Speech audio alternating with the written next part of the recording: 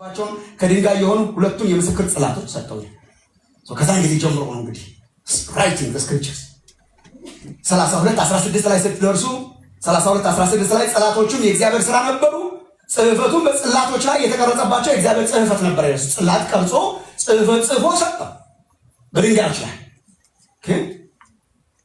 ግን ዘዳግም መጽሐፍ ላይ ስትመጡ እነኛ መጽሐፍት አቀማመጣቸውንና ፕሪዘርቬሽናቸውን ስታዩ ትንሽ ፖይንት ለማድረግ ዘዳግም 10:5 ላይ ከመልሼም ከተራራው ወረድኩ ይላል ሙሴ። ከመልሼም ከተራራው ወረድኩ ጽላቶችንም በሰራሁበት ታቦት ውስጥ አደረኳቸው ይላል።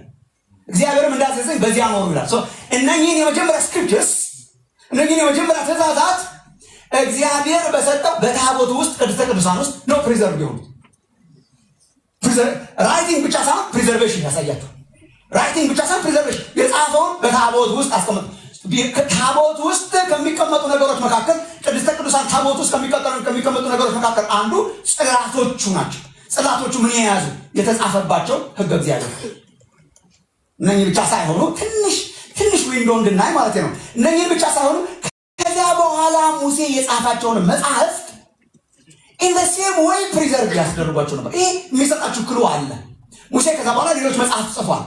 5ቱ ቶራ የምንላቸው 5ቱ የሕግ መጽሐፍ ሙሴ የጻፋቸው መጽሐፍት ናቸው ብለን እናምናለን። 5ቱን መጽሐፍ ዘዳግም 31:26 ላይ ይህን የሕግ መጽሐፍ ውሰዱ ይላቸዋል ለሌዋውያን። ይህን የሕግ መጽሐፍ ነው መጽሐፍ ሆኗል። ይህን የሕግ መጽሐፍ ውሰዱ፣ በዚያ በእናንተ ላይ ምስክር እንዲሆን በአምላካችሁ በእግዚአብሔር ቃል ኪዳን ታቦት አጠገብ አኑሩት አላቸው። ሙሴ መጽሐፍት ጻፈ፣ በታቦቱ አጠገብ አኖሯቸው። መጽሐፍት ነበረው። ፒፕል ኦፍ ዘ ቡክ ነበሩ፣ የመጽሐፍቱ ህዝብ ነበሩ። እና ሲጠፋ ተቆፍሮ ይገኛል። አንዳንድ ጊዜ ካለበት ቦታ ጠፍቶ በነህምያ በነዝራ ጊዜ ተፈልጎ የሚገኝ የሚያድሳቸው መጽሐፍት ነበራቸው። በአደራ የተቀበሏቸው ናቸው። ከ10ቱ ትእዛዛት አንስቶ ሌሎችንም መጽሐፍ በታቦቱ አጠገብ የሚቀመጡ ፕሪዘርቭ የሚሆኑ መጽሐፍት ነበሩ። ከነሱ መማር በጣም ጥሩ ነው፣ የነሱ መጽሐፍት ስለነበሩ።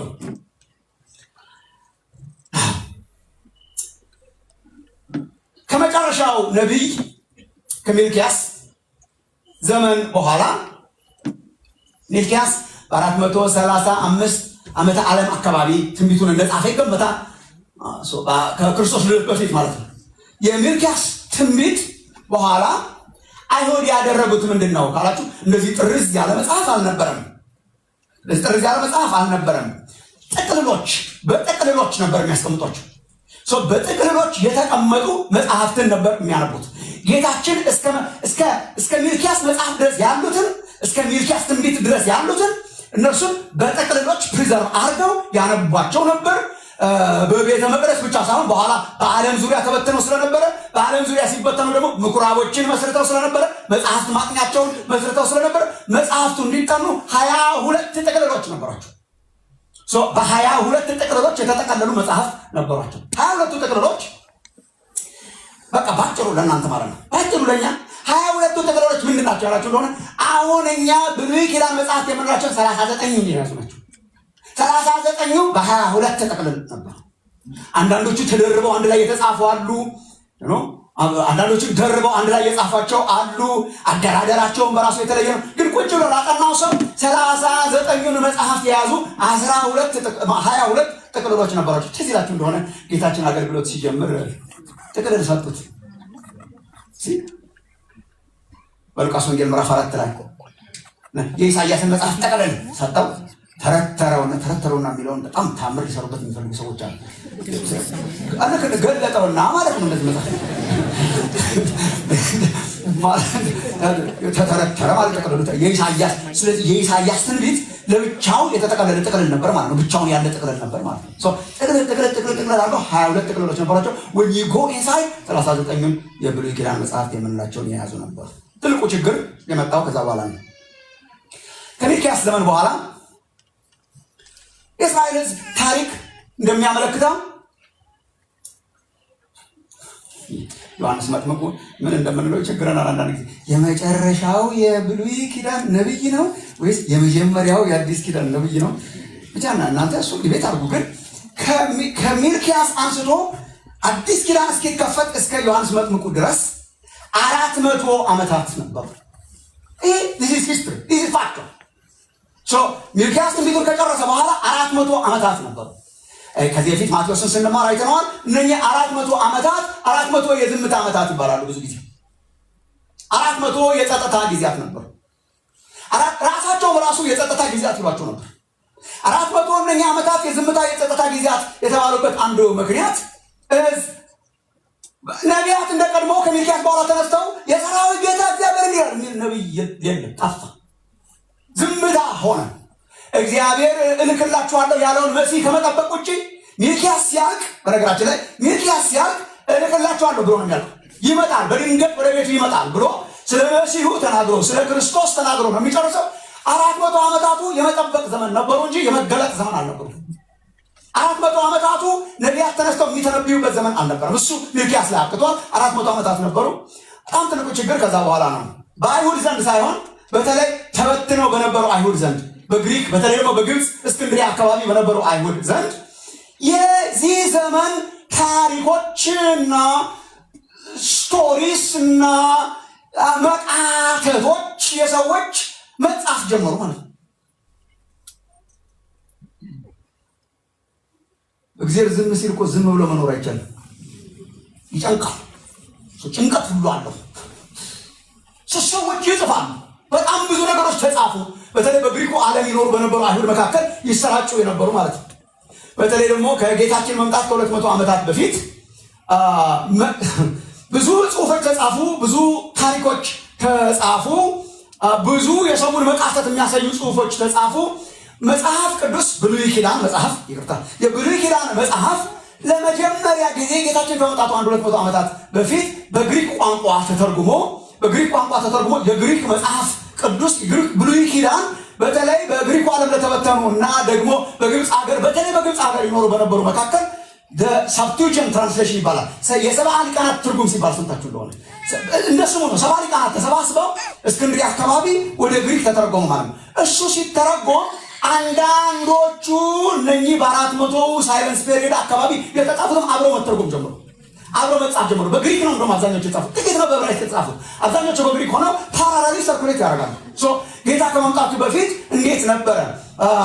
የብሉይ ኪዳን መጽሐፍት አሉ ፕሪዘርቭድ ሆነው እነኚህ 22 ጥቅልሎች እንደ እግዚአብሔር ቃል በአይሁድ ሕዝብ ዘንድ ፕሪዘርቭድ ሆነው የተቀመጡ ተጨማሪ መጽሐፍቱ፣ በነገራችን ላይ ተጨማሪ መጽሐፍቱ በአብዛኛው በግሪክ ስፒኪንግ እና በግብፅ አካባቢ የተሰራጩ ናቸው። አይሁድ ያውቋቸዋል፣ ግን ፕሪዘርቭ በ22 ጥቅልሎች።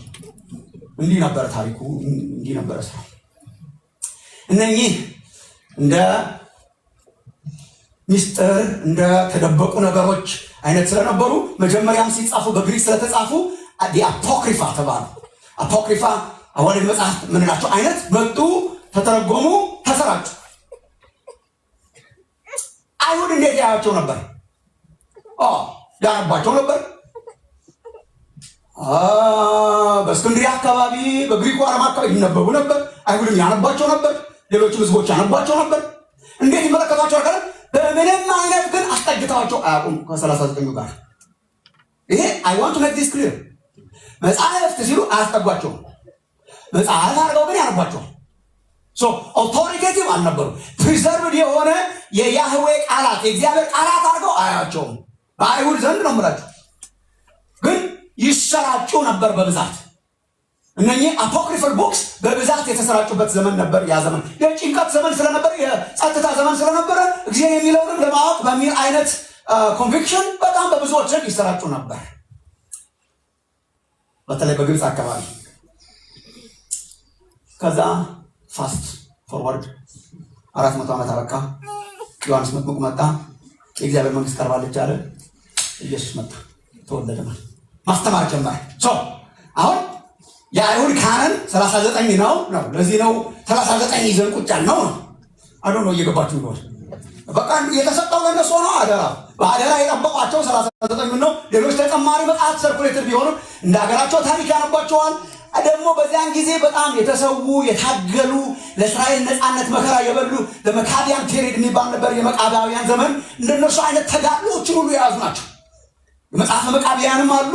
እነሱ አይነት መጽሐፍት አሉ እና ይታገሉ የነበሩ ተጋድሏቸውን የያዙ አሉ። እነሱ የእስራኤል ታሪክ ናቸው፣ የእስራኤል መቃተት ናቸው፣ ምሳሌዎች ናቸው፣ ስቶሪዎች ናቸው። ይሄ ደግሞ የእግዚአብሔር ቃላት ነው። ሶ ዘሪ ክሊር ላይን ነበራቸው። ግልጽ ነው እስካሁን? ከዛ ኢየሱስ መጣ። ዋና መለኪያችን ኢየሱስ ነው። እንግዲህ ባለፈው እንደነገርኳችሁ ዋና መለኪያችን ቅዱሳት መጽሐፍ በተመለከተ ኢየሱስና ሐዋርያቱ እነኚህ መጽሐፍ እንዴት አዩአቸው ነው። ቀጥሎ የአይሁድ ሕዝብ 39 እነኚህን ደግሞ የብሉይ ኪዳን መጽሐፍ ኢየሱስና ሐዋርያቱ እንዴት ያዩአቸው ነበር? ይሄ ነው ዋና ነገር። ኢየሱስና ሐዋርያቱ ባጭሩ ለምጽፉ ሰዎች እነኚህን መጽሐፍት ነው 39ኙን ብቻ ነው ስክሪፕቸር የሚሏቸው መጽሐፍት ኦቶሪቴቲቭ እግዚአብሔር ያለው ተብሎ የተጻፈው ቃል ይፈጸም ዘንድ ሲሪየስሊ የያዙት ሲሪየስሊ ያስተማሩት የአይሁድን የብሉይ ኪዳን መጽሐፍት ነበር።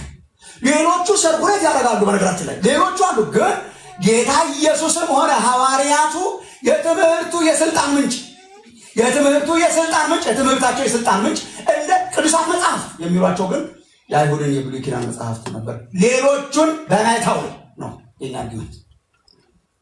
ሌሎቹን በመተው አንዳንድ ጊዜ አሉድ ያደረጉባቸው ነበር፣ አንዳንድ ጊዜ እየጠቅሷቸው ነበር። አሳያቸዋለሁ። አንዳንድ ጊዜ እየጠቅሷቸው ነው፣ ግን እንደ ስክሪፕቸር የሚያዩቸው የአይሁድን የብሉይ ኪዳን መጽሐፍት ነበር። ጌታችን የአይሁድን መጽሐፍት ነው የተቀበለው። ለቱናክ የሚባለው አንዳንድ ጊዜ ቶራውን ነቢያቱን እና መጽሐፍት የሚሏቸው ሕጉ ነቢያቱ መጽሐፍቱ ይሏቸው ነበር። ለቶራ ነቢያት እና መጽሐፍት። ለምሳሌ ማቴዎስ ወንጌል ምዕራፍ 5 ቁጥር 17 ማቴዎስ ወንጌል ምዕራፍ 5 ቁጥር 17 እኔ ሕግንና ነቢያትን ትዝ ይላችኋል። ሕግንና ነቢያትን ለመሻር የመጣው አንሳር ሕግና ነቢያት ስቲክ ያደረገው ሕግና ነቢያት። ሉቃስ ወንጌል ምዕራፍ 24 ቁጥር 44 ላይ ደግሞ ስታነቡ ኮምፕሊት ኦልድ ቴስትመንት ታገኛላችሁ። 39 ያሉበት ሉቃስ ወንጌል ምዕራፍ 24 ቁጥር 44 እርሱም ከእናንተ ጋር ሳለው በሙሴ ሕግና በነቢያት በመዝሙራትም በቃ እዚህ ላይ ነው ስቲክ ያደረገው። ኢየሱስ አልጨመረም። ስክሪፕቸር እያለ የቀረው እነኝህን ነው።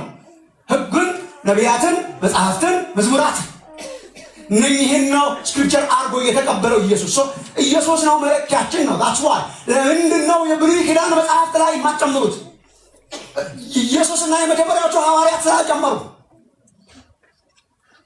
ለሱ ነው አርጊው ማድረገው። ለምሳሌ ሐዋርያቱን ስትመለከቱ ኢየሱስ አሳያችኋለሁ። ኢየሱስ አለ እንደው ዝም ብሎ አለ ሌሎች መጽሐፍት አለመጠቀሙና 39 የብሉይ ኪዳን መጽሐፍት መጠቀሙ ብቻ ሳይሆን ኤክስክሉድ አድርጓቸዋል ብዬ ነው ማምነው።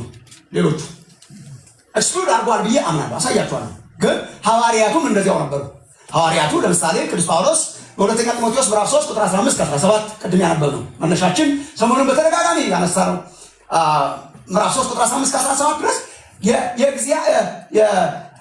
የመዳንን እውቀት ጥበብ ሊሰጡ የሚችሉ ቅዱሳት መጽሐፍት የሚለው የብሉይ ኪዳን መጽሐፍትን ነው። ቅዱሳት መጽሐፍት የሚሏቸው እነሱ ነው። ስክሪፕቸር የሚሏቸው ስክሪፕቸር የሚለው ቃል በጣም ቴክኒካል ነው። መጽሐፍት የሚለው ቃል ዝም ብሎ ለሁሉ መጽሐፍ አይውልም አልዋለምም። መጽሐፍት ያሏቸው እነሱ ነው። ቅዱሳት መጽሐፍት ናቸው። የእግዚአብሔር መንፈስ ያለበት መጽሐፍት ናቸው ተብሎ እንደተጻፈው ተብሎ የሚጠቀሱት መጽሐፍት እነሱ ናቸው። ኢየሱስና ሐዋርያቱ ናቸው ሞዴላችን።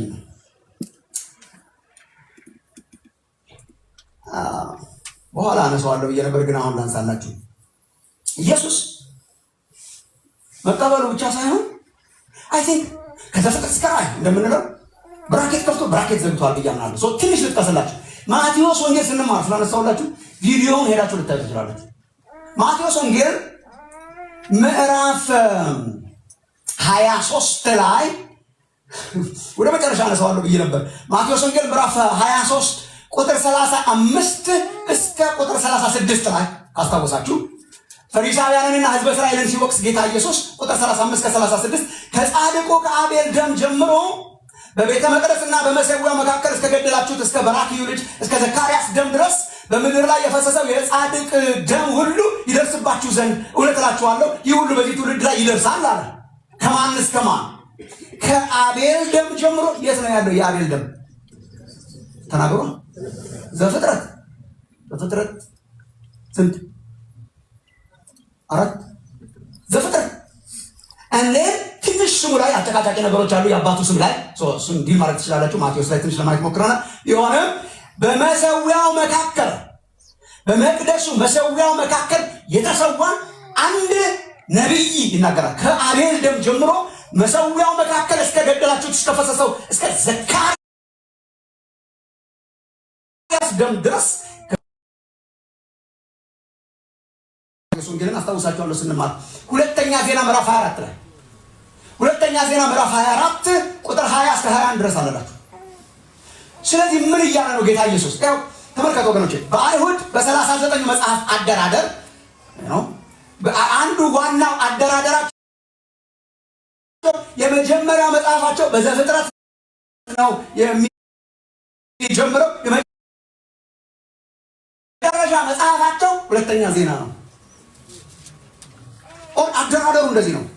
ሕግን ነቢያትን መጽሐፍትን ሲደረድሩ አሁን ለምሳሌ እኛ ከዘፍጥረት እስከ ራዕይ እንደምንለው እነሱ ሲያወሩ የሚያወሩት ከዘፍጥረት እስከ ሁለተኛ ዜና መጽሐፍ ድረስ። የመጀመሪያው መጽሐፍ የዘፍጥረት መጽሐፍ ነው። ክሮኖሎጂካል አይደለም፣ ብዙ ታሪኮች አሉ። ግን የመጀመሪያው መጽሐፋቸው ኢንዲያን አደራደር የመጀመሪያው መጽሐፋቸው የዘፍጥረት መጽሐፍ ነው። የመጨረሻው መጽሐፋቸው ሁለተኛ ዜና። እንግዲህ ተመልከቱ ወገኖች፣ ከዚህ ፔሪድ በኋላ የተገደሉ ብዙ ሰዎች አሉ። ግን ኢየሱስ ኤክስክሉሲቭሊ የጠቀሳቸው ነቢያት ይፈለጋል ያለው ደም ከዘፍጥረት አንስቶ እስከ መጨረሻው መጽሐፋቸው 39ን መጽሐፍ ብቻ ነው የወሰደው ብያለሁ።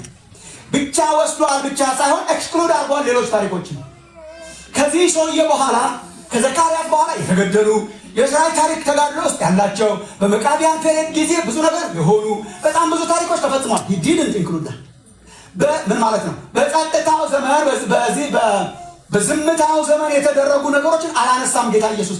ጀምሮ ዘግቶታል። ከዘፍጥረት አንስቶ እስከ መጨረሻው መጽሐፋቸው ድረስ ኤክስክሉድ አድርጎታል። ምሳሌያችን ኢየሱስ ነው፣ ሐዋርያቱ ናቸው ለማለት ግልጽ ነው። እስካሁን አሁን ዛሬ ሳይበዛባቸው አይቀርም፣ ግን ምንም ማድረግ አይቻልም።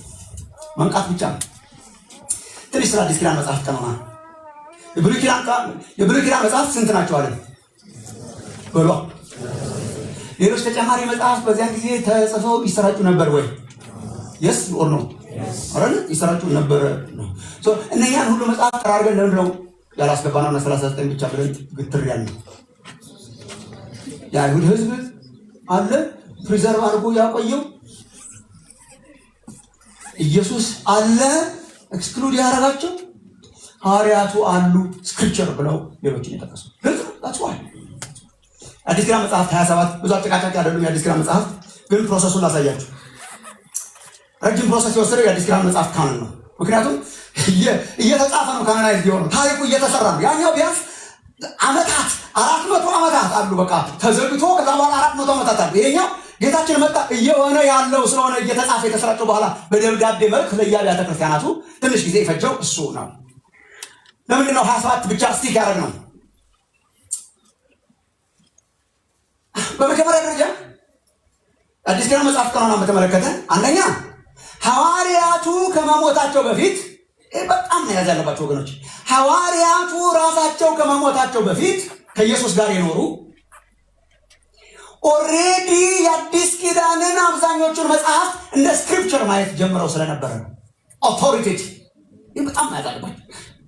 ኦልሬዲ ወንጌላትንና ሌሎችን ደብዳቤዎችና መልእክታት ልክ እንደ ብሉይ ኪዳን ስልጣን ማየት ስለጀመሩ ነው። የመጀመሪያዎቹ ሐዋርያት ከመሞታቸው በፊት የመጀመሪያዎቹ ሐዋርያት የመጀመሪያዎቹ ጸሐፍት የአዲስ ኪዳንን መጽሐፍት ወንጌላትንና መልእክታትን በብሉይ ኪዳን እግዚአብሔር በሰጠበት በዚያ ኦቶሪቲ ማየት ጀምረው ስለነበር መጽሐፍት ስክሪፕቸር ይሏቸው ስለነበር ከዚህ ፊት አንስቼላችኋለሁ፣ ግን ደግሜ ያነሳላችኋለሁ። ማስታወሻ ከያዛችሁ ቀስ ብላችሁ ልታዩት ትችላላችሁ። ሁለተኛ ጴጥሮስ ምዕራፍ 3 ቁጥር 15-16 ላይ ሁለተኛ ጴጥሮስ ምዕራፍ 3 ቁጥር 15-16 ላይ ቅዱስ ጳውሎስ የጻፋቸውን ደብዳቤዎች መልእክታት ጴጥሮስ እንዴት እንደሚያያቸው ማየት ትችላላችሁ። እንግዲህ ቅዱስ ጳውሎስ የጻፋቸው ማለት ወደ 13 ምናምን የሚጠጉ ማለት ነው። ይህ እኮ ብዙ መጽሐፍት ናቸው። እነኚህን መጽሐፍት እንዴት ነው የሚያያቸው ጴጥሮስ? ይዛወሩ ተዘዋዋሪ ደብዳቤዎች ነበሩ። እንዴት ነው የሚያያቸው ያላችሁ እንደሆነ የጌታችንም ትዕግስት መዳናችሁ እንደሆነ ቁጠሩ ይልና ጴጥሮስ እንዲህም የተወደደ ወንድማችን ጳውሎስ፣ ይሄ አንድ ጊዜ አውርቻችኋለሁ። የተወደደ ወንድማችን ጳውሎስ ማለቱ ጳውሎስን ዝም ማለቱ ሐዋርያው ጳውሎስን የመሰለ የተወደደ ወንድማችን ጳውሎስ ብቻ ይሄ እንኳን እንደናንተ ታይትል በጣም ስለምንወድኛ ይገርመኛል። እንደዚህ ነበር የሚያወሩት ማለት ነው። የተወደደው ወንድማችን ጳውሎስ ደግሞ እንደተሰጠው ጥበብ this is the spirit of God እንደተሰጠው ጥበብ መጠን ጻፈላችሁ። ጳውሎስ ጻፈላችሁ። እንዴት? እንደተሰጠው ጥበብ እግዚአብሔር ጥበብ ሰጠውና ጳውሎስ ጻፈላችሁ እና this is a comparison። በመልእክቱም ሁሉ ደግሞ እንደነገረ ስለዚህ ነገር ተናገረ። በእነዚያ ዘንድ ለማስተዋል የሚያስቸግር ነገር አለ። ሰው የማይረዱት ሰዎች አሉ። ፎልስ ቲቸርስ አንደርስታንድ አያደርጉትም ይልና ያልተማሩትና የማይጸኑትም ሰዎች ሌሎችን ስክሪፕቸርስ ሌሎችን መጽሐፍት እንደሚያጣምሙ እነዚህን ደግሞ ለገዛ ጥፋታቸው ደግሞ ያጣምማል። ሌሎችን መጽሐፍት እንደሚያጣምሙ የወንድማችን ጳውሎስ መጽሐፍት የጳውሎስን መልእክት መጽሐፍት ቆመው የሚነበቡ መጽሐፍት ሆነው ነበር መልእክቶች። ለምንድን ነው እኛ 27ቱን የተቀበልንበት? ሐዋርያቱ የተቀበሏቸው ስለሆነ ስክሪፕቸር አለ ከብሉይ ኪዳን መጽሐፍት ጋር በኩል ስልጣን እነኛንም መጽሐፍ የጳውሎስን መልእክቶችን መጽሐፍ ግልጽ ነው። አንድ ሌላ ጨምራላችሁ አንደኛ ጢሞቴዎስ ምዕራፍ 5 ቁጥር 17 እስከ 18 ላይ አንደኛ ጢሞቴዎስ ምዕራፍ 5 ቁጥር 17 እስከ 18 ላይ እቺን ቃል በደንብ ታሰላስሏት ጥሩ ነው። ኔክስት ዊክ እንገናኛለን ማለት መንገድ ላይ ካገኛችሁኝ ማለት ነው። ቁጥር 17 እስከ 18 ቀልድ ነው ባይዘው በዚህ ዘመን ለካ ቪዲዮ አለ እየወሰደ መቀለድ በጣም ቀልዴን ነው። እሺ በመልካም የሚያስተዳድሩ ሽማግሌዎች ይልቁንም በመስበክና በማስተማር የሚደክሙት እጥፍ ክብር ይገባቸው ዋል የሚለውን እኮ ነው። የቤተክርስቲያን ሽማግሌዎች በተለይ ደግሞ በመስበክና በማስተማር የሚደክሙት እጥፍ ክብር ይገባቸዋል። እጥፍ ክብር ይገባቸዋል የሚለው ይሄ ታይትል ሹመት ምናምን ሳይሆን ስጧቸው ነው። እዛ ነው ኮኔክስት እጥፍ ስጧቸው የሚደክሙቱ እጥፍ ስጧቸው ነው። እጥፍ ስጧቸው መሆኑን የምታውቁት የሚበላ መብል ቀለብ ገንዘብ እንደሆነ የምታውቁት የሚጠቅሰው ጥቅስ መጽሐፍ ስክሪፕቸር መጽሐፍ የሚያበራየውን በሬ አፉን አትሰር ብሏል። ማን ብሏል? መጽሐፍ ስክሪፕቸር መጽሐፍ የሚያበራየውን በሬ አፉን አትሰር ብሏል። ደግሞ ማን ነው ደግሞ አሁን የሚናገር? መጽሐፍ እንዴ ምን ዝም አላችሁ? መጽሐፍ የሚያበራየውን በሬ አፉን አትሰር ብሏል። ደግሞ መጽሐፍ ለሰራተኛ ደሞዙ ይገባዋል ይላልና ሁለት ጥቅስ ነው የጠቀሰው። መጽሐፍ ይላል ብሎ ሁለት ጥቅስ የሚያበራየውን በሬ አፉን አትሰር ከመጽሐፍ ደግሞስ ለሰራተኛ ደሞዙ ይገባዋል ከመጽሐፍ ሁለቱም ከመጽሐፍ እኩል መጽሐፍ ይላል ያለው ማለት የሚያበራየውን በሬ አፉን አትሰር ከየት ነው የምናገኘው? ከብሉይ ኪዳን መጽሐፍ ዘዳግም ምዕራፍ 25 ቁጥር 4 ከዘዳግም ከብሉይ ኪዳን መጽሐፍ ጠቀሰና እኩል ከዘዳግም ጋር የጠቀሰውን ለሰራተኛ ደሞዙ ይገባል። ደግሞ ግሪኩ አልተቀየረ ኤግዛክትሊ ኮፒ ፔስት ነው የሚመስለው።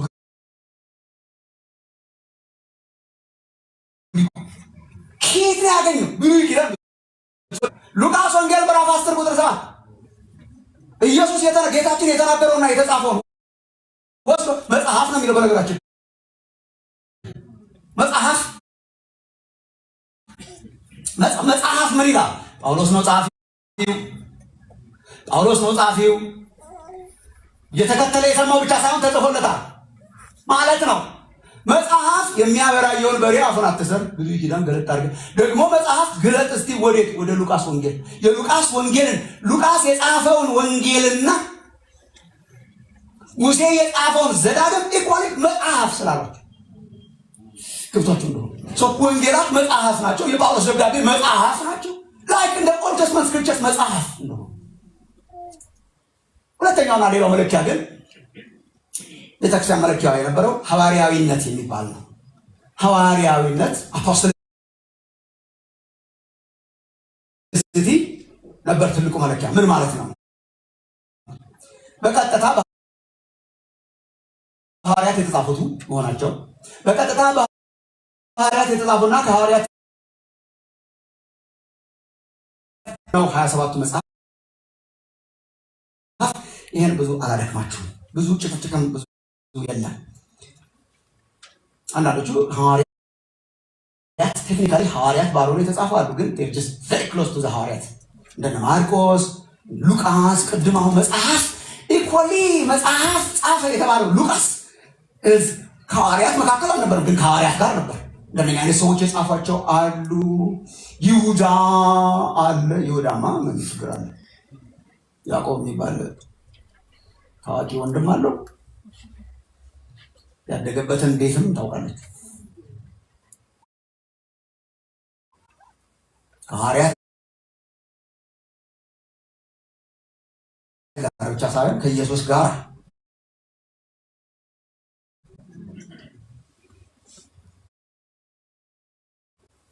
እንደነኚህ አይነት አፖስቶሊክ ኦቶሪቲ ያላቸው ሰዎች የጻፏቸው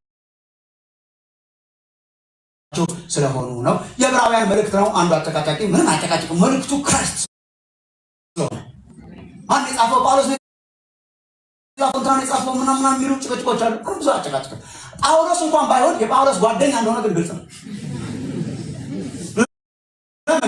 ቲዮሎጂው የጳውሎስ ነው።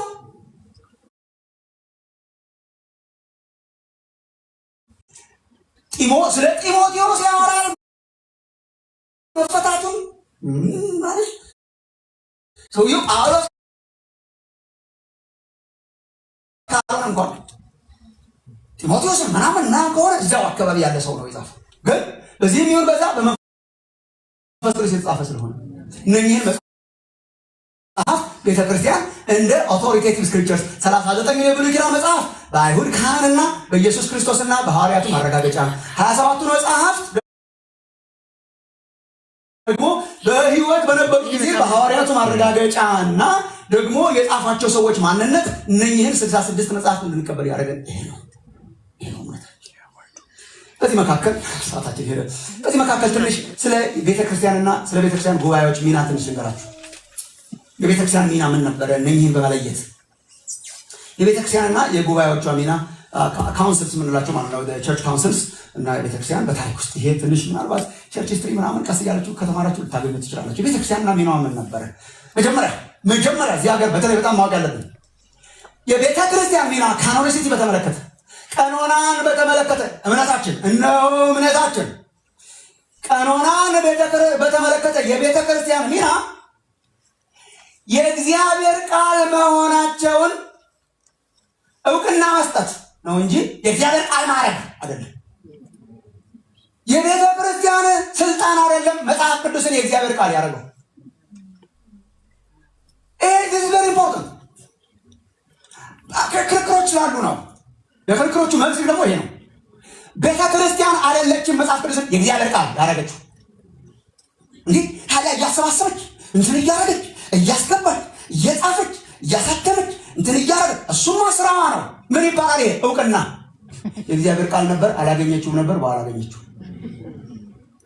አንድ አስተማሪ የተናገረው ኢሉስትሬሽን የኔ አይደለም ይሄ። አንድ አስተማሪ ሲናገር የሰማሁት አይ ቲንክ ትክክለኛ ሳይሆን አይቀርም። አይዛክ ኒውተን አይደለም የስበት ህግን የፈጠረልን። አይዛክ ኒውተን መጣና ስበት እንዳለ ነገረን ሲል ይወድቃል። በኋላ ካልኩሌት አድርጎ the law of gravity አለ። ያን ጊዜ ጠቅላላ ህዝብ ስበት አለ ስንል አይደለም ስበት የጀመረው። አይዛክ ኒውተን ምን አደረገ? ስበት እንዳለ እውቅና ሰጠ። ስበትማ ነበር ድሮም የእግዚአብሔር ቃላት ናቸው። ቤተክርስቲያን ምን አደረገች? ስበት መኖሩን አረጋግጠች። ቤተክርስቲያን ስልጣኗን ማወቅ በጣም ጥሩ ነው። ይሄ ይጠቅማቸዋል። as evangelicals የቤተክርስቲያን ስልጣን ከእግዚአብሔር ቃል ስልጣን በላይ ነው ብለን አናምንም። የእግዚአብሔር ቃል ስለሆነ መጽሐፍ ቅዱስ ቤተክርስቲያን በእግዚአብሔር ቃል መሰረት የምትመራ ናት እንጂ የእግዚአብሔር ቃል ፈጣሪ አይደለች። it is very important። ቤተክርስቲያን የእግዚአብሔር ቃል ፈጣሪ ሳትሆን የእግዚአብሔር ቃል ለይ፣ የእግዚአብሔር ቃል ጠባቂ፣ የእግዚአብሔር ቃል ሞግዚት፣ ከዚህ በፊት እንዳነሳው የእግዚአብሔር ቃል አሳታሚ፣ የእግዚአብሔር ቃል አሰራጭ፣ የእግዚአብሔር ቃል ሰባኪ፣ የእግዚአብሔር ቃል ተናጋሪት ናት እንጂ ፈጣሪት አይደለችም። ፈጣሪው መንፈስ ቅዱስ። ግን ቤተክርስቲያን ሚና ነበራት። ቸርች ሂስትሪ እውቅና ግን ሰጥታለች። ቤተክርስቲያን በተለያየ ጊዜ በቀኖና ውሳኔ ላይ የነበሩ ታዋቂ ጉባኤዎች አልነበሩም። አሁን ከትምህርተ እግዚአብሔር እንቀጥላለን ኔክስት ዊክ። ከዛ ትምህርተ ክርስቶስ ምናምን እያልን ስንሄድ ትምህርተ ሥላሴ፣ ትምህርተ ክርስቶስ ምናምን ስንገባ በጣም ብዙ የቤተክርስቲያን ጉባኤዎችን እንጠቅሳለን። ቤተክርስቲያን እየተሰባሰበች በክርስቶስ ማንነት ላይ በሥላሴ ምንነት ላይ ይሄና አሪዮስ ምናምን ሲነሱ ዲክሌር ያደረገቻቸው ካውንስል ጉባኤዎች አሉ። እነሱ በጣም ኢምፖርታንት ናቸው። የመጽሐፍ ቅዱስን ቀኖና በተመለከተ ትልቅ ጉባኤ አልተካሄደም። ሲግኒፊካንት ጉባኤዎች አልነበሩም። ፕሮሰስ ነው እንጂ የነበረው ጉባኤዎች አልነበሩም። ግን ታዋቂው አንድ ሁለት ነገሮችን ግን ላንሳላችሁ ይጠቅማችኋል። ምስራቃውያን አብያተ ክርስቲያናትን በተመለከተ 367 ዓመተ ምህረትን ካስታወሳችሁ በቃ ከጌታችን ልደት በኋላ 367 ዓመተ ምህረት ላይ የምስራቅ ሃይማኖት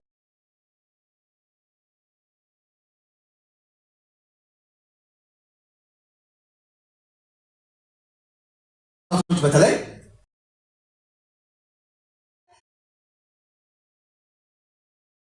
ሊስት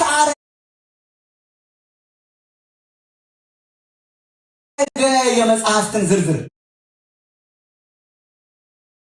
ለምን መሰላችሁ? በዚያን ጊዜ እነኚህ አፖክሪፋል ቡክስ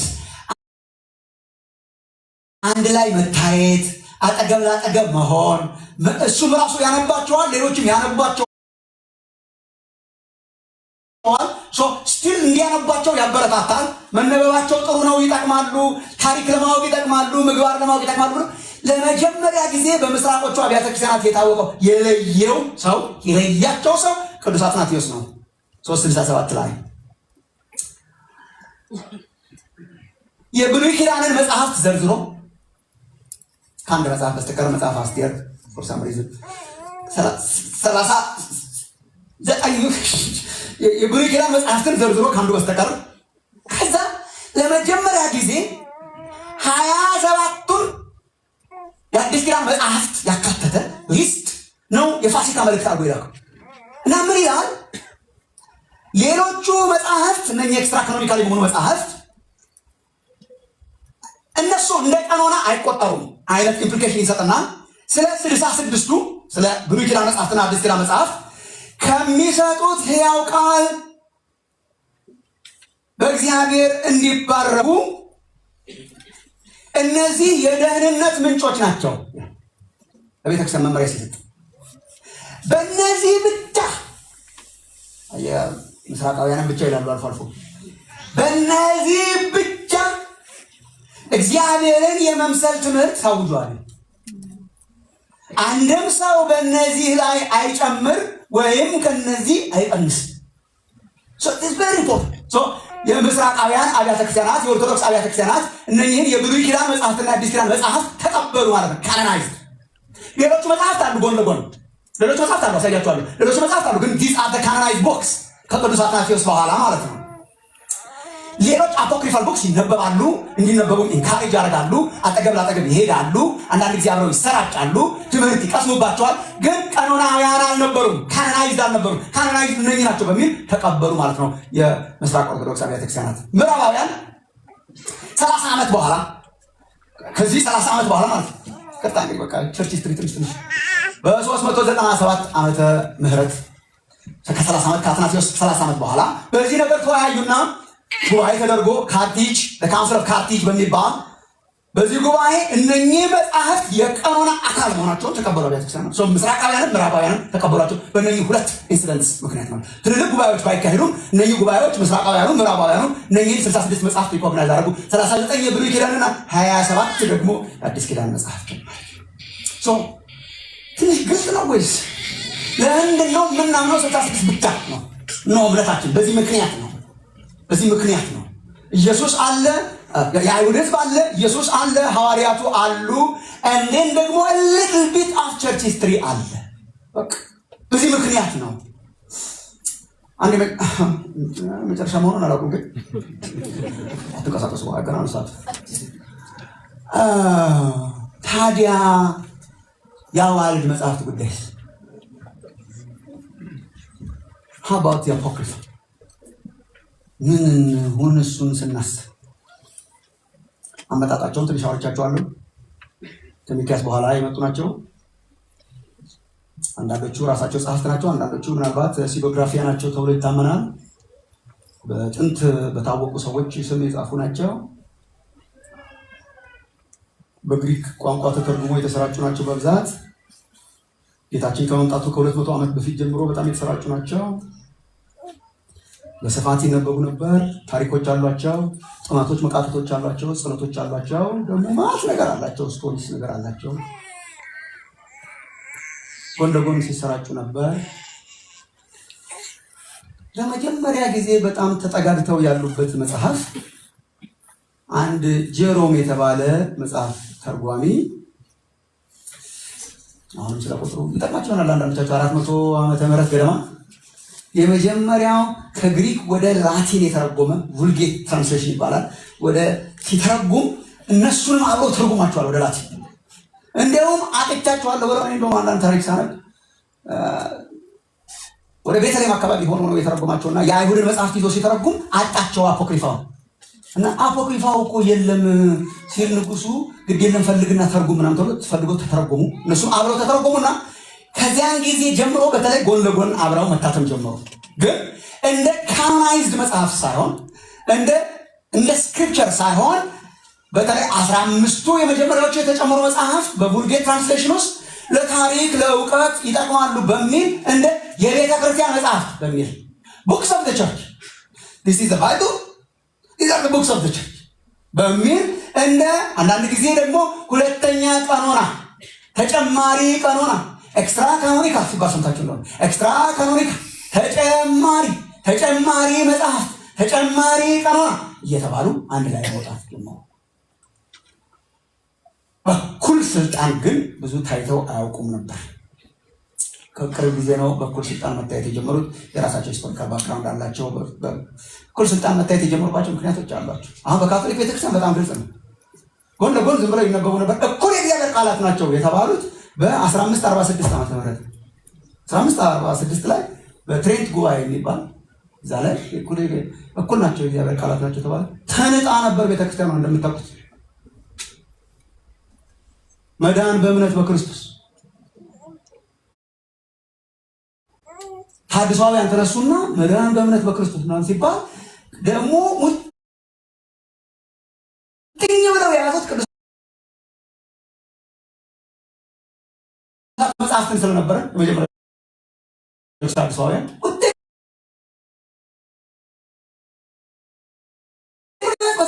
አንዱ እንደውም አንዱ እንትናቸው መጽሐፍ ቅዱስ ስለነበረ ከመጽሐፍ ቅዱስ ስለነበረ የተነሱ መጽሐፍ ቅዱስ ሲያነቡ ስለሆነ የእግዚአብሔር ቃል የተረዱት 66ቱ ደግሞ በጣም ስለሚደግፏቸው አይ ቢጨመር አንዳንዶቹ ቢጨመሩ እነኚህ ሐዲሳውያን ያስቆማል በሚል ነው እንጂ እስከ 16ኛው መቶ ክፍለ ዘመን ድረስ ብዙ በኩል ስልጣን አይታይም ነበር። በእኛም ሀገር ቀስ ቀስ እያሉ ነው በኩል ስልጣን መታየት የጀመሩት ካልኩ ይበቃል። ምንድነው ችግራቸው? ማንቀበልበት ምክንያት ካላችሁ ብዙ ልዘረዝርላችሁ እችላለሁ። በጣም ብዙ ተጽፈዋል። ከዛ በኋላም ተጽፈዋል። አሁንም ሰው ይዘናል። ቅድም እንዳልኳችሁ ነው። በተነስቶ ሲወል ደርሼ መጣሁ ላይ ይጽፋል። ገነት ጎብኝቼ መጣሁ። ኢየሱስ አፈሰሰልኝ ስጸልይ ይላል ይጽፈዋል። ታዲያ ምንና እናንብብ? አንብቡ ጊዜ ካላችሁ። ኦቶሪቴቲቭ ካናን ነው። አንደኛ የሐዋርያት መጽሐፍትን እንደ እኩል እንድታነቡን ከረጃ አድርጋቸዋለሁ ጊዜ ካላችሁ ይዶንት ሀብቱ። ግን አንደኛ የራሳቸውን እኮ ክሊም አያደርጉም። ራሳቸውም የእግዚአብሔር ቃላት ነው አይመሰክሩ ያላሉትን ነው ባብዛኛው። እንዲያው የግሪኩ የመቃቢያን መጽሐፍ የኛ ሀገሩ የተለየ ስለሆነ የካቶሊኩ የመቃቢያን መጽሐፍ ከብሉይ ኪዳን ነቢያት ጋራ ከጥንቶቹ ነቢያት ጋራ የሚተካከል ነብይ ጠፋ ብሎ ነው የሚቀጥለው። ነብይ ቸገረ፣ እንደ ጥንቶቹ አይደለም። የሚያረጉት ሁሉ ሲቸግራቸው ነው የምታዩት። የሚያረጉት ሁሉ ቤተ መቅደስ ሲረክስ ምን እንደሚያረጉ ግራ ይገባቸው። ነቢያት የሉም የሚገስጹ እየተባለ እና የእስራኤልን ታሪክ ይዘዋል። ውጣ መውጣት መውረዳቸው እነሱም ክሬም አያደርጉም። ቅድም እንዳልኩት ነው የአይሁድ ቀኖናም አይቀበላቸውም። ቅድም እንዳልኩት ነው ኢየሱስና ሐዋርያቱም አይቀበሏቸውም። ለስክሪፕቸር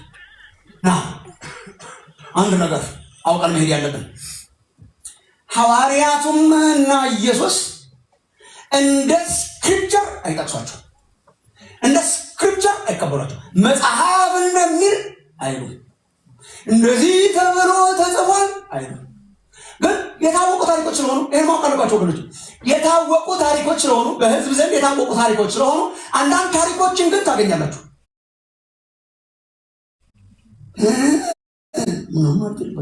አንዳንድ ታሪኮች አሉ የታወቁ። ለምሳሌ ይሁዳ ለምሳሌ እና እነዚህ መጽሐፍ ይጠቃቅሳሉ። እነሆ እምነታችን መጠቀስ ብቻውን ኦቶሪቲ አይሰጥም። እንደ እኩል ስክሪፕቸር መጠቀስ አለባቸው። ተብሎ ተጽፏል፣ ተብሎ የተጻፈው ይፈጸም ዘንድ እነኛው ስክሪፕቸር ናቸው ያመጧቸዋል። ሁለተኛ ጴጥሮስም በጣም ብዙ አሉድ ያደርጋል። ሁለተኛ ጴጥሮስም ከነኛ አፖክሪፋል መጽሐፍ የታወቀ ነው በህብረተሰብ ዘንድ። መጠቀስ ብቻውን ግን የእግዚአብሔር ቃላት አያደርጋቸውም ብለን እናምናለን። ለምን መሰላችሁ? ከብዙ ቦታ ተጠቅሷላ። የተጠቀሰ ሁሉ የእግዚአብሔር ቃል ካረግን እኮ ጉድ መሆናችን። ቅዱስ ጳውሎስ ለምሳሌ ቲቶ ምዕራፍ 1 ቁጥር 12 ላይ ቲቶ ምዕራፍ 1 ቁጥር 12 የገዛ ራሳቸው ነብይ ያውም ነብይ ብሎ የገዛ ራሳቸው ነብይ የሆነ ከነርሱ አንዱ የቀርጤስ ሰዎች ዘወትር ውሸተኞች፣ ክፉዎች፣ አራዊቶች፣ በላተኞች፣ ስራ ፈቶች ናቸው ብለዋል። አንድ ነብይ ጠቅሶ በአካባቢው የታወቀ እነሱ እና ፈልገን አሁን እግዚአብሔር ቃል ማለት የታወቀ ታሪክ አምጥተው ይጠቅሳሉ። ቅዱስ ጳውሎስ አገን በሐዋርያት ሥራ ምዕራፍ 27 ቁጥር 28 ላይ ተዚያችሁ እንደሆነ በአቴና ለማይታወቅ አምላክ ብሎ የሚለውን ያሳያቸው ጊዜ አንዳንድ ባለቅኔዎቻቸውም እንደሚሉት ብሎ ጠቅሶ ከእያንዳንዳችን የራቀ አይደለም ብለው እንደ ጻፉት እንደተቀኙት ወቴበር አንዳንድ ባለቅኔዎቻቸው እንደዚህ እንዳሉ ይጠቅሳሉ። ግን ሌጂቲመት የሆነ የስክሪፕቸራል ኦቶሪቲ ግን አይሰጧቸው። አሉ ይገኛሉ። ታሪኮቻቸውም እነሱን የሚመስሉ ነገሮችም ይገኛሉ። ለምን? በህዝብ ዘንድ የታወቁ ስለሆኑ ይጠቀሳሉ። ግን ኢኮሊ መጽሐፍት ተብለው እንደ ስክሪፕቸር ግን ተጠቅሰው አያውቁም። በተጨማሪ ግን የትምህርት ተቃርኖም አላቸው። ከዋናው የሐዋርያትና ጌታችን ካስተማረ ትምህርት ጋር የሚጋጭ ማለት ነገር አላቸው። የማይገናኝ የሰውን ተፈጥሮ ሌላ የሚያደርግ ዝርዝር ከገባቸው በጣም ይቅርባቸው። የሰውን ተፈጥሮ እግዚአብሔር የፈጠረው ሰው ሌላ ነገር የሚያደርግ የመዳንን መንገድ የሚያጣምም ብዙ ብሉይ ኪዳን መጽሐፍትም አዲስ ኪዳን መጽሐፍትም የጌታችን መጽሐፍትን ካስተማሩ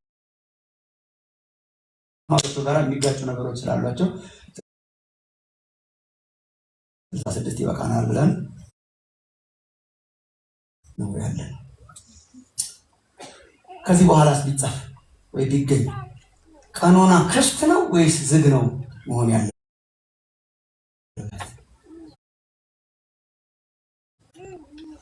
ምክንያቱም አንድ ቢገኝስ ደግሞ ተገኘ የሚባል ማለት ስላለ አንድ ነገር ብቻ ነገራችሁ ጨርሳለሁ። አንድ ሲሪየስ ኮንፊደንሳችሁን ጭምር እንዲል ማለት ነው። ቀኖና ዝግ ነው ብለን እናምናለን። and it should ለምን? አንደኛ በቃ የመጨረሻው መገለጥ እግዚአብሔር ሰጥቶናል። የመጨረሻው መገለጥ እኮ ኢየሱስ ነው። መጽሐፍ ሳይሆን ኢየሱስ ነው። እንደውም ዕብራውያን ምዕራፍ 1 ቁጥር 1 እስከ 2 ከዚህ በፊት በተደጋጋሚ ያነሳ ነው። እግዚአብሔር በብዙ አይነት መንገድ በብዙ አይነት ጎዳና በነቢያት ተናግሮ ብሉይ ኪዳን፣ አሁን ግን ሁሉን ወራሽ ባደረገው ደግሞ ዓለማትን በፈጠረበት በልጁ በዚህ ዘመን መጨረሻ ኢየሱስ ክርስቶስ የእግዚአብሔር የመጨረሻው መገለጥ ነው። ሊስን ወገኖች ቬሪ ኬርፉሊ ኢየሱስ ክርስቶስ ነው የእግዚአብሔር የመጨረሻው መገለጥ እና እነኚህ መጽሐፍት የሚናገሩት ሁሉ ደግሞ ስለ ኢየሱስ ነው። ተገልጧል። ኢየሱስን ሰጥቷል። ኢትስ ኮምፕሊትድ አዲስ ኪዳን ሆኗል። አሁን የምንጠብቀው የመንግስቱን መፈጸም ነው እንጂ መንግስቱ መጥቷል፣ ሪቪል አድርጓል። ብቻ ሳይሆን እኔ አጋጣሚ ነው ብዬ አላምንም። የመጨረሻው የኢየሱስ መገለጥ ሲጻፍ የመጨረሻው የኢየሱስ መገለጥ የመጨረሻው ክፍለ ዘመኑ ሊዘጋ ሲል ወደ 100 ዓመተ ምህረት አካባቢ የመጨረሻው የኢየሱስ መጽሐፍ ሲጻፍ ዮሐንስ ራእይ ይባላል። በሐዋርያ የተጻፈ ነው። የኢየሱስ የመጨረሻው መገለጥ ነው። ከመጨረሻው የመጨረሻው መገለጥ ነው። ሲጻፍ ሲጨርስ ዮሐንስ ራእይ ምዕራፍ 22 ቁጥር 18 እስከ 19 ላይ በዚህ መጽሐፍ የተጻፈውን የትንቢት ቃል ለሚሰማ ሁሉ እኔ እመሰክራለሁ። ማንም በዚህ ላይ አንዳች ቢጨምር እግዚአብሔር በዚህ መጽሐፍ የተጻፉትን መቅሰፍቶች ይጨምርበታል። ማንምም በዚህ በትንቢት መጽሐፍ ከተጻፉት ቃሎች አንዳች ቢያጎድል በዚህ መጽሐፍ ከተጻፉት ከሕይወት ዛፍና ከቅድስት ከተማ እግዚአብሔር ዕድሉን ያጎድልበታል። አንዳንድ ሰዎች ይነሱና ይሄ እኮ ስለ ዮሐንስ ራእይ ነው ይላሉ። ልክ ነው፣ ስለ ዮሐንስ ራእይ ነው በዚህ መጽሐፍ የሚለው ዮሐንስ የሁሉ 66ቱን ደርድሮ ሳይሆን ስል ነው። ግን አጋጣሚ ይመስላችኋል? የመጨረሻው ላይ እንደማለቱ እግዚአብሔር እንዴት አጋጣሚ ሊሆን ይችላል? ኢየሱስን የገለጠው የመጨረሻው መገለጥ እሱ ነው። የመጨረሻው መጽሐፍ ላይ የመጨረሻው መገለጥ ላይ ከዚህ በኋላ ሌላ የለም ብሎ ከጻፈ ከዚህ በኋላ የሚጻፈውንም ስለ ኢየሱስ ያልሆነውንም እንዴት እንጨምራለን? ሶ ኢትስ ክሎዝድ። እግዚአብሔር ክርስቶስን አምጥቷል፣ ክርስቶስን ገልጧል። የመጨረሻው የክርስቶስን መገለጥ ትንቢት ደግሞ መጨመርን ከልክሏል። አይጨመርም፣ አይቀነስም። ቢካዝ ይሄን ይዛችሁ ሂዱ ወገኖቼ፣ መጽሐፍ ቅዱስ ሙሉ ነው። መጽሐፍ ቅዱስ ሙሉ፣ የጎደለው የለም። This is called the sufficiency of scriptures. Sufficient ሙሉ ነው። ምን ማለታችን ነው? ለማመን ለመዳን እግዚአብሔርን ለማወቅ በቂ ተሰጥቶናል። እኛ አሁን የመገለጥ እጥረት ሳይሆን የመታዘዝ እጥረት ነው ያለን። እጥረት የለም። ሙሉ አድርጎታል እግዚአብሔር። ሰው ራሱን ለማወቅ ኃጢአተኝነቱን ለማወቅ ክርስቶስን ለማወቅ እግዚአብሔርን ለማወቅ ከበቂ በላይ ሰጥቷል። መጽሐፍ ቅዱስ ይሄን ይለግፋል። ያዝ ሁለተኛ ጢሞቴዎስ ምዕራፍ 3 ግን አነበብ ነው። የመዳንን ጥበብ ሊሰጥ የሚችሉ ቅዱሳት መጽሐፍትን አውቀሃል። በቃ የመዳንን ጥበብ ሊሰጥ ይችላል። አንደኛ ጴጥሮስ ምዕራፍ 1 ቁጥር 23 ዳግመኛ የተወለዳችሁት ለዘላለም በሚኖር በማይጠፋ እግዚአብሔር ቃል ነው። ዳግመኛ ለመወለድ ከሆነ ዳግም ልደትን ከሰጠን ካጸደቀን፣ እንደገና ደግሞ ዳግም ለመወለድ ብቻ ሳይሆን ለማደግም ደግሞ ምዕራፍ 2 ላይ እዚያው ጴጥሮስ ላይ ወረድ ብሎ አሁን እንደተወለዱ ሕፃናት የቃልን ወተት ተመኘ። እግዚአብሔርን የምናውቅበትን ዳግም የምንወለድበትን የምናድግበትን መንግስቱን የምንጠብቅበትን ሆናል በብዛት ሙሉ ነው የእግዚአብሔር ቃል፣ ሙሉ ነው የእግዚአብሔር ቃል። ስለዚህ እኛ መብላት ነው እንጂ ያለብን መታጠቅ ነው እንጂ ያለብን። ምክንያቱም በጽድቅ ላለው ምክር ሁሉ ይጠቅማል። እነዚህ ቅዱሳት መጽሐፍ በጽድቅ ላለው ምክር ሁሉ ይጠቅማል። የእግዚአብሔር ሰው ፍጹምና ለበጎ ስራ የተዘጋጀ ይሆን ዘንድ እነሆ እምነታችን ስለ መጽሐፍ ቅዱስ ይህን እንልና እንጨርሳለን። በቃ መጽሐፍ ቅዱስ ዛሬ አለቀ። ዛሬ ብቻ ነው የምንለው። ሌላ ጊዜ ሜዲቴት አድርጉትና መጨረሻ ላይ አጠራቅመን ሁሉንም እንላቸዋለን። ግን ዛሬ ባይ ባይ ነው መጽሐፍ ቅዱስ ዶክትሪን ማለት ነው። መጽሐፍ ቅዱስን ባይ ባይ አንልም፣ ግን ዶክትሪን። ኔክስት ዊክ ስንገናኝ ስለ እግዚአብሔር ማውራት እንጀምራለን። እነሆ እምነታችን ደርድረናቸው ሁሉንም ማለት ነው። መጽሐፍ ቅዱስ በመንፈስ ቅዱስ መሪነት የተጻፈ ትክክለኛና ከስህተት የጸዳ በውስጡም 66 ቅዱሳት መጽሐፍትን በአንድነት የያዘ የእግዚአብሔር ቃል መሆኑን እናምናለን።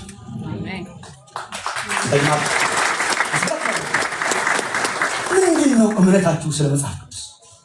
መጽሐፍ ቅዱስ በመንፈስ ቅዱስ መሪነት የተጻፈ ትክክለኛና ከስህተት የጸዳ በውስጡም 66 ቅዱሳት መጽሐፍትን በአንድነት የያዘ የእግዚአብሔር ቃል መሆኑን የእውነት ይጠቅማችኋል። በጣም ጥሩ። የእውነት ሙሉ አያረጓችሁም። የማንም ሰው መጽሐፍ ሙሉ አያረጋችሁ። ግን እኔ ሁላችን ቆመን ይሄንን ስለ መጽሐፍ ቅዱስ እምነታችንን ዲክሌር አድርገን እንድንወጣ ጠይቃቸዋለሁ።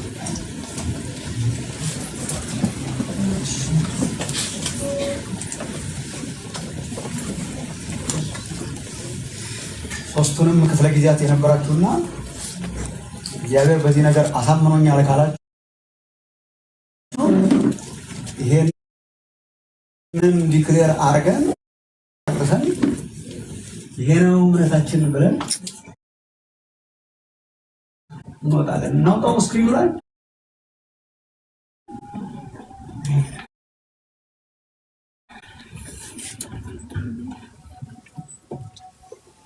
ይታያል በደምብ።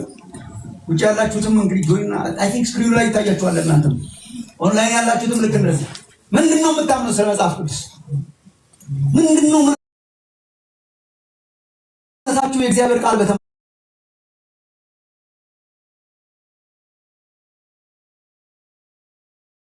ሌሎች መጽሐፍት ሊኖሩ ሊጻፉ ይችላሉ። ግን ስለ እግዚአብሔር ቃል ስለ መጽሐፍ ቅዱስ የምናምነው ይሄ ነው። አንድ ላይ ነው። መጽሐፍ ቅዱስ በመንፈስ ቅዱስ መሪነት የተጻፈ ትክክለኛና ከስህተት የጸዳ በውስጡም 66 ቅዱሳት መጽሐፍትን በአንድነት የያዘ የእግዚአብሔር ቃል መሆኑን አንድ ጮክ ብለን እናውጀው። መጽሐፍ ቅዱስ በመንፈስ ቅዱስ መሪነት የተጻፈ ትክክለኛና ከስህተት የጸዳ በውስጡም 66 ቅዱሳት መጽሐፍትን በአንድነት የያዘ የእግዚአብሔር ቃል መሆኑን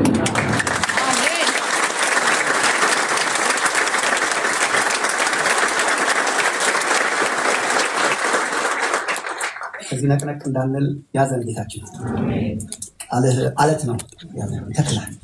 እግዚአብሔር አባት ሆይ በተጻፉም በሚነገሩም በሌሎች ነገሮች ግራና ቀኝ እንዳንል ወደ ቀኝም ወደ ግራም አትበል እንዳልከው ኢያሱን ወደ ቀኝም ወደ ግራም ሳንል እባክህ ይሄን እንድንበላ፣ ይሄን እንድንጠጣ፣ ይሄን እንድንጫወት፣ ይሄን እንድናወራ፣ ይሄን ሜዲቴት እንድናረግ፣ ይሄን እንድናስብ፣ ይሄን እንድንኖር ጸጋ ስጠን ጌታ።